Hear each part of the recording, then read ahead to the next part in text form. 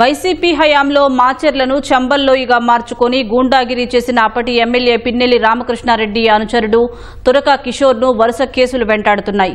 ఓ కేసులో అరెస్టై బెయిల్పై జైలు నుంచి విడుదలైన తురకా కిషోర్ను మరో కేసులో రెంటచింతల పోలీసులు అరెస్టు చేశారు. టీడీపీలో క్రియాశీలకంగా ఉంటున్నాడనే కక్షతో రెంటచింతలకు చెందిన సన్నగంటి సిద్దయ్యపై తురకా కిషోర్ దాడి చేశారు. అప్పట్లో వైసీపీ అధికారంలో ఉండటంతో పోలీసులు మిన్నకున్నారు. కూటమి అధికారంలోకి వచ్చాక పోలీసులను సిద్దయ్య మరోసారి ఆశ్రయించడంతో రెంటచింతల పోలీసులు అరెస్టు చేశారు. విచారణ కోసం పోలీస్ స్టేషన్కు తరలిస్తూ ఉండగా తురకా కిషోర్ కుటుంబ సభ్యులు హంగామా సృష్టించారు. తీసుకువెళ్లడానికి వీల్లేదంటూ పోలీసుల వాహనానికి అడ్డుపడ్డారు. పోలీసులు ఎంత నచ్చజెప్తున్నా వినిపించుకోలేదు. తురకా కిషోర్ కూడా ఆయన కుమార్తెను ఎత్తుకుని కాసేపు నాటకీయత ప్రదర్శించారు. పోలీసులు తురకా కిషోర్ కుటుంబ సభ్యులను తప్పించి తీసుకువెళ్లారు. వైసీపీ హయాంలో పిన్నెల్లి రామకృష్ణారెడ్డి అనుచరుడిగా మాచర్లలో తురకా కిషోర్ లెక్కనేలని అరాచకాలకు తెగబడ్డారు.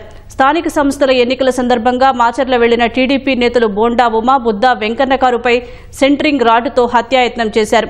అనంతరం తురకా కిషోర్కు మాచర్ల మున్సిపల్ చైర్మన్ పదవి కట్టబెట్టారు. ఇలా అక్కడి నుంచి తురకా కిషోర్కు అడ్డు అదుపు లేకుండా చెలరేగారు. మాచర్ల మున్సిపాలిటీలోనూ అక్రమాలకు పాల్పడ్డారు. వీటన్నిటికీ సంబంధించి తురకా కిషోర్పై పలు కేసులు నమోదయ్యాయి.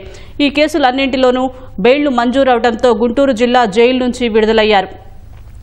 మరో కేసుల్లో రెంటచింతల పోలీసులు ఆయన్ను అదుపులోకి తీసుకున్నారు.